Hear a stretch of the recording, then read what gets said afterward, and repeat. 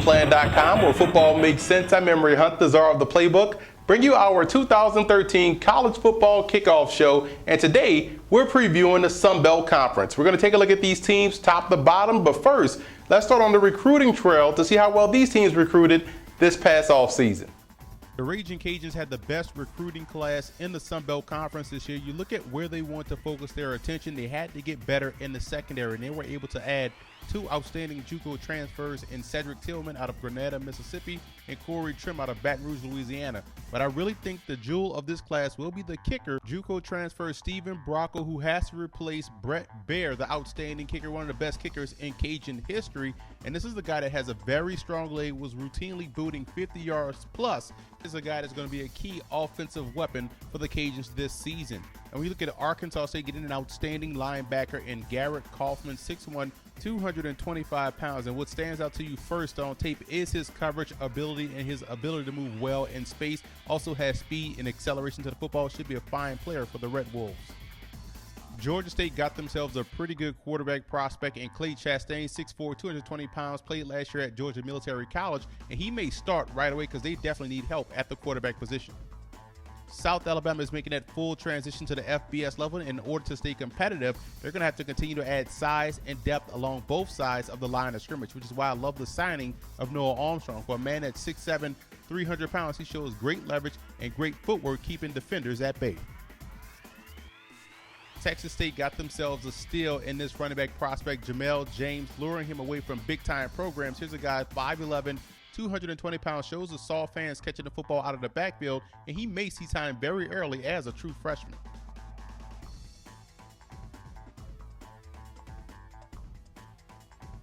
Priority number one for the Troy Trojans was to get better defensively, more in particular in the secondary, which is why I love the signing of Montavious Smoke, 6'1", 182 pounds, a guy that's a cornerback that does well in off-man as well as man press, but displays superb ball skills you want out that position. In order to succeed as a running back at the FBS level, you have to have balance, you have to have great footwork. And when you look at UL Monroe's recruit, Tevin Horton, coming out of John Curtis High School in Louisiana, this is a very good running back that may see time as well as a freshman. JUCO transfer defensive tackle Maurice Bennett will probably start for Western Kentucky up front. They need help in a worse way along that defensive line. And here's a guy at 6'3", 300 pounds, shows tremendous push from the interior.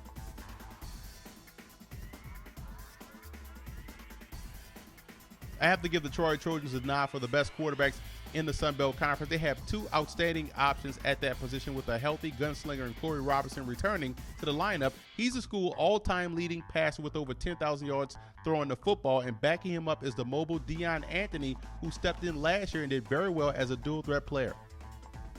In my opinion, Western Kentucky has the best backfield in the conference. Antonio Andrews was an All-American last year after rushing for over 1,700 yards last season. And the Hilltoppers also have solid depth with Leon Allen and highly touted recruit redshirt freshman Anthony Wells. When you look at the Raging Cajun receiving core, you have to like what you see. Darryl Surgeon is an explosive talent that's moving into the slot to go along with tight end Ian Thompson. And the potential on the outside is tremendous with talented 6'4" target in junior Jamal Robinson.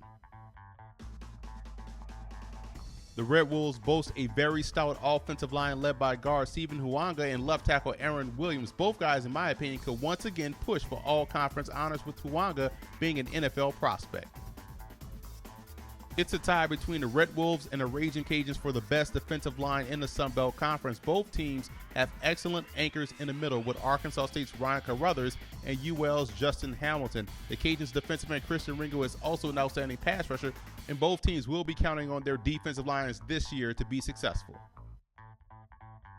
The Hilltoppers have the best linebacking core in the Sun Belt Conference. You look at both of the linebackers, Andrew Jackson and Xavier's Boyd. Both guys combined for over 200 tackles, 22.5 TFLs, and 2.5 sacks. Here's another position where we have a tie. This time it's between Western Kentucky and UL Monroe for the best secondary. Both teams are solid on the corners, but it's the safety play that makes them special, with Western Kentucky's Jonathan Dowling and UL Monroe's Isaiah Newsom being the big-time ball hawks and eliminating mistakes. The Warhawks actually led the conference last year with 16 interceptions.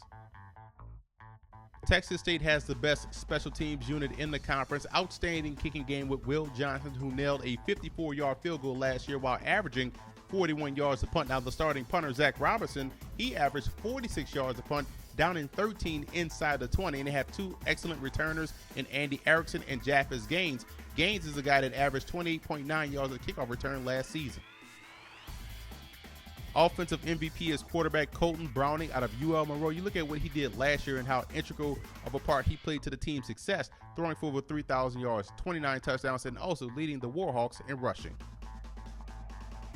Defensive MVP this year will be linebacker Michael Orakpo for Texas State. Here's a guy that's a Colorado State transfer, brings explosiveness and athleticism to the linebacker position. Rookie of the Year in the conference will be linebacker Kite Dallas of Georgia State. Here's a guy that's 6'4", 230 pounds, and they're moving to a 3-4, so he's going to be that outside edge rusher, and he can also play inside if you need him to do that. So this is a versatile player I think is going to have a lot of tackles this year for the Panthers. Best pro prospect in the Sun Belt this year is linebacker Andrew Jackson out of Western Kentucky. He could have came out last year and been a high draft pick. Here's a player that stuffs the run like a middle linebacker is supposed to, and at 6'1", 265 pounds, still shows the speed and athleticism to transition to an outside linebacker in a 3-4. Definitely has an NFL scout salivating.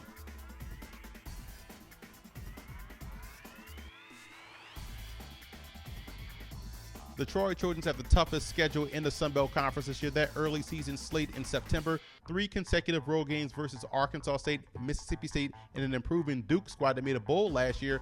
Then you look at the latter part of October at Western Kentucky, UL Monroe, Louisiana, and Ole Miss in 4 consecutive games. That's a tough schedule for a team that's looking to get help defensively.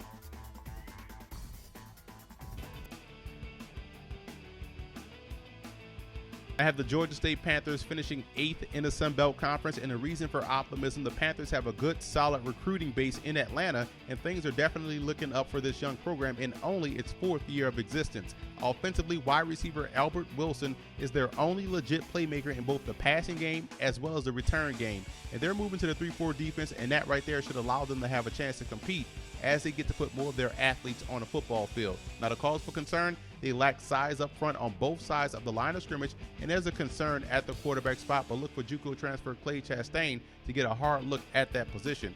New head coach Trent Miles just has to continue to stockpile solid recruiting efforts, and the Panthers will be competitive sooner rather than later. Next up, we have the South Alabama Jaguars, and the reason for optimism, quarterback Ross Metheny and that Jag spread offense should be a lot better this season as continuity is the key. And keep an eye on tight end Wes Saxton, who at 6'4", 245 pounds, has the ability to be a matchup nightmare for opposing defenses. Defensive end Alex Page is also a very talented edge rusher, and what this team lacks in size, they make up for it in experience. 43 returning lettermen on this ball club. They should be competitive. Now, the cause for concern, last year the offensive line and the turnover were the detriment, and the Jags allowed 33 sacks last season and was -12 in a turnover ratio. And the red zone defense definitely has to get better, but head coach Joey Jones has built this program from the ground up, and moving into the Sun Belt is great for this program, but they're at least 2 years away from being a major factor in this conference. Coming in 6th place, I have the Troy Trojans, and the reason for optimism, head coach Larry Blakeney's Trojans are always competitive in a tough matchup week in, week out. And the fact that sensational quarterback Corey Robinson is back at 100%, it gives the always potent passing attack more life. Wide receiver Eric Thomas should post big numbers this year as he's a very underrated player. Strong safety Chris Pickett excels in run support and finished last year with 61 tackles and had a very good recruiting class this offseason. But the cause for concern, this is a team that lost a lot on offense, both in the backfield and along the offensive line, and that's where the biggest questions start. Also, the Trojans must significantly get better on defense. They had problems on both ends of defense last season. Overall, they'll still be able to move the football, but I'm not sure they can stop the opponent either. Plus, they have a very brutal schedule. Next up, we have the Texas State Bobcats, and the reason for optimism, I like what they're building down there in San Marcos at Texas State. Offensively, they are athletic up front, and they are led by guard Charlie Will Tuttle. The Bobcats will always be able to run the football, and they also have the best special teams unit in the Sun Belt Conference. On defense, they hit the JUCO trail heavy in recruiting, as well as getting key transfers in defensive tackle DJ Yandry and linebacker Michael Orakpo to help stop the bleeding on defense. And that's the biggest concern, in my opinion, about the Bobcats in 2013 is, can they stop the run? Last year, they gave up 5.7 yards a carry on the ground, as well as 230 yards a game. That's a lot of improvement that needs to be had. And there's also a question mark at the quarterback position where it's a four-man race. But when you look at what they've done, they've recruited very well the last 2 years. And if the JUCOs can step up and help that defense out, then I could definitely see the Bobcats flirting with a 500 record this season. Coming in fourth, I have the Arkansas State Red Wolves, and the reason for optimism, the last two head coaches have recruited very well, and there's still a wealth of talent on this roster. David Oku is one of the best running backs in the conference, and wide receiver J.D. McKissick catches everything thrown his way. I love the speed and athleticism on the defensive side of the football, and they're very good in the front seven, led by nose tackle Ryan Carruthers and linebacker Quashawn Lee. Now, the cause for concern, losing a quarterback the caliber of Ryan Applin definitely hurts a football team, especially when there's no clear-cut replacement ready to step in. Also, another coaching change means more schematic changes on offense. The Red Wolves, in my opinion, will still be in every ball game, and the defense will do their fair share to make sure they keep it close. But more than likely, this is a football team that will hover around the 500 mark. Next up, I have the Western Kentucky Hilltoppers, and the reason for optimism, the Hilltoppers have 4 legit NFL prospects in their starting lineup, 2 on offense and 2 on defense, and that gives new head coach Bobby Petrino a good foundation for success.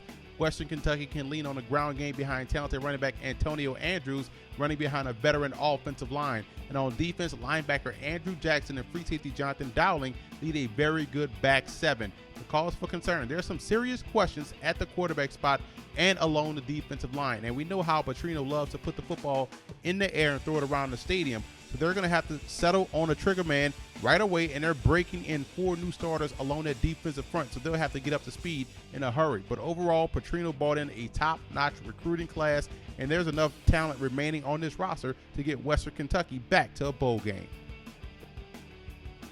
Next up, we have the UL Monroe Warhawks, and the reason for optimism, coming off their first ever bowl appearance in school history and returning an all Sun Belt Conference quarterback in Colton Browning, definitely gives you optimism if you're a ULM fan. The Warhawks kept teams off balance last year with a versatile offense and with playmakers in the secondary led by safety Isaiah Newsom.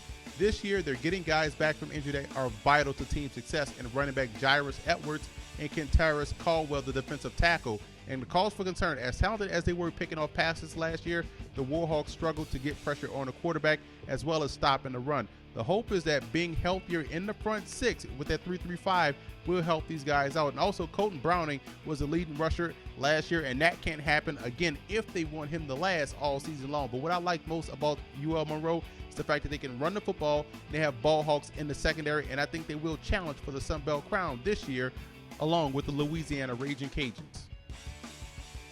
And coming in first place, I have the Louisiana Raging Cajuns, and the reason for optimism, the Cajuns still have an explosive offensive attack with quarterback Terrence Broadway at the helm, and they're terrific in the slot with wide receiver Darryl Surgeon and tight end Ian Thompson.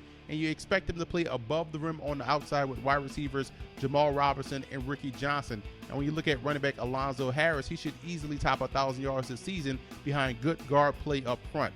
On defense, the Cajuns are moving to a 4-3, and they have the size, depth, and talent up front led by defensive end Christian Ringo and defensive tackle Justin Hamilton. Now, the cause for concern, the defense suffered some key losses at the linebacker position as well as the cornerback position. And at linebacker, they're counting on young guys while counting on JUCO transfers in the secondary. The road schedule is also very tough for these guys. They open up at Arkansas State as well as Kansas State to travel to Western Kentucky and Arkansas State in conference. Both are tough places to play. But overall, the Cajuns have more than enough offense to be dangerous and a stout defensive front to win the Sun Belt Conference outright.